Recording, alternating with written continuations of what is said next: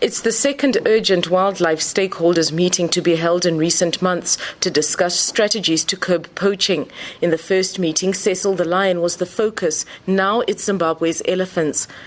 Scores of hacked carcasses have been discovered in Hwange National Parks over recent weeks. Authorities have taken drastic measures, putting security forces on the ground, but they say poachers have simply drifted north.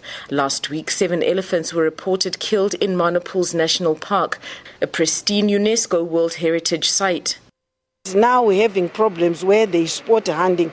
Obviously, these criminals are taking advantage that we can conclude that perhaps it's other safari operators who have brought in some hunters. So we want, if possible, to impose a moratorium to say within the next 3 months, we are not going to allow any sport hunting at all. And this is a bold decision that we are making as government.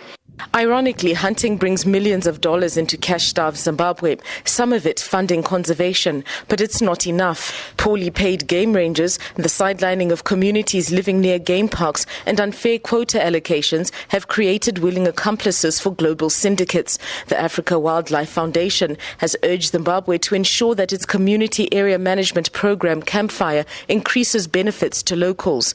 In the late 80s through to the late 90s, and campfire areas surrounded national parks, and they created a very effective buffer.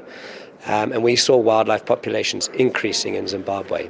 So we have to find ways for people and communities to benefit so that the benefits that they get from the wildlife outweigh the costs of living with them, and then they'll look at them as assets and they'll want to live with them.